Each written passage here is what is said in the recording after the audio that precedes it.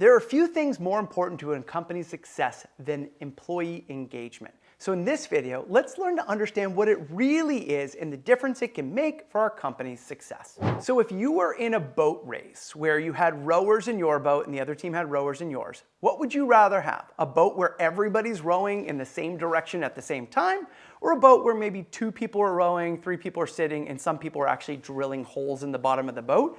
What would you rather have? Well, that's really what employee engagement's about. It's about making sure that the people that we have in our boat actually know where they're going, are actually doing the work to move the boat forward, and aren't actually sabotaging the very work you're trying to do.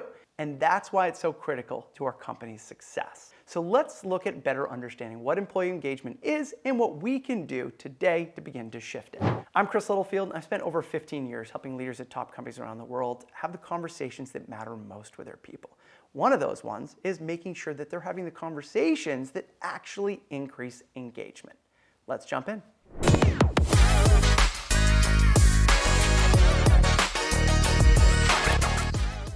Now, if you've walked into a store and you've seen one employee who is standing down at their phone and could care less whether you were there, and you've walked into another store where the person immediately greets you, asks you how you're doing, how they can support you, helps better understand your needs and helping you find it, they're more likely to sell more. They're more likely to create the kind of customer experience that has people coming back. And when it comes to doing work, would you rather have somebody who's working their tail off and doing their best work, or one who's just doing mediocre work?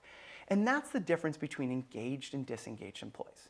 Now, according to Gallup, which has been studying employee engagement for, probably the better part of 3 decades right now, defines an engaged employee as those who are involved in, enthusiastic about, and committed to doing great work. And they found that the organizations in the highest quartile for engagement are more profitable. They have higher retention. There's less absenteeism, right? And of course, less turnover. Now, what is it that actually makes an employee engaged? Many people think it's about handing out gift cards or giving people rewards or just about promotions. But I can tell you, having done this for the better part of 15 years, I actually just recently had one manager go, well, I don't understand why our chief marketing officer is saying she doesn't feel valued at work. We just gave her an award the other day. That stuff doesn't make a difference if those other key things aren't there. Now, according to Gallup, there are 12 indicators that they found have the biggest correlation with engagement. And if you just look up Gallup Q12, you'll find that list there.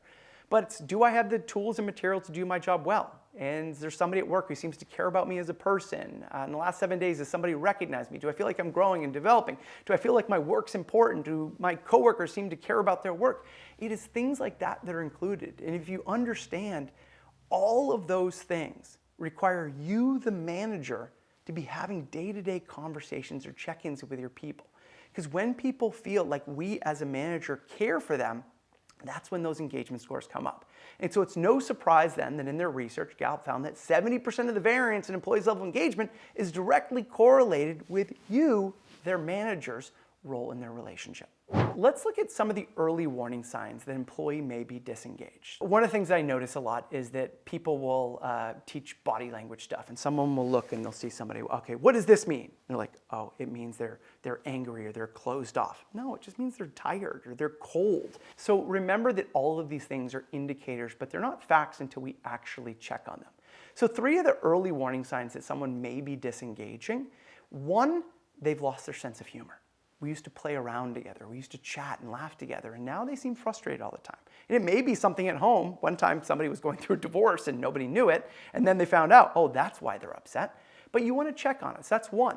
Another one, they stop showing up. They start being absent all the time. They get sick all the time. They never show up to meetings. And when they do, they don't really contribute anything. So the second one is they stop showing up. And then the third one that someone may be disengaging is they stop talking about the future.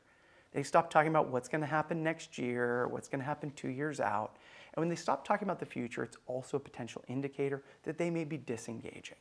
So what can we do about it to better engage our people? Well, one of the first things is go right now and search Gallup Q12. Find the list of those things, and then one thing you can do, and this is something I do in my workshops, I have a 10-part checklist that I have leaders go through, and actually be honest with yourself. Have I been available and present to this person? Do I understand their goals? Do I understand what they're working on? Do they have the materials to be successful in their job? Do I understand their career goals, and am I helping them move towards them? Look at that Gallup Q12 and just take a quick assessment. How am I doing at actually engaging these people? And if you want a quick assessment that you can do, then go to my site at beyondthankyou.com, and on there you'll find a 10-question assessment at how you're doing at building and maintaining relationships with your team. And just by reflecting on those 10 questions, you're going to start to see where you may be short. Because what I've found over the years, rarely do leaders intentionally neglect their people. But we often get busy, and when we do, we forget to do those little things each day that often make a difference. So one thing you can do today, just go out and check in with your people. Say, hey, you know what? I realized I haven't checked in with you in a long time. And so can we get a time on the calendar to be able to sit down and talk? And when we do, I want to hear about your experience. Is it going well? Is it going as well as you want it to? And by the way, check out my video on this channel on how to have a stay conversation, which will give insights exactly what to do in that conversation. And also, I've got an article in Harvard Business Review called How to Know If Your Employees Are Happy at Work. You can check that out as well, and I'll put links to both of those in the video description.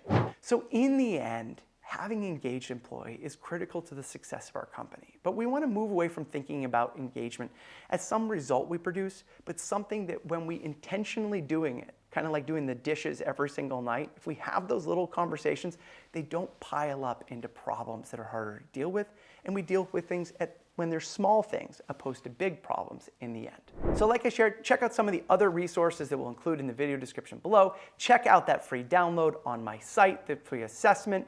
And if I can support you any way in helping increase engagement within your organization, then reach out to me at beyondthankyou.com.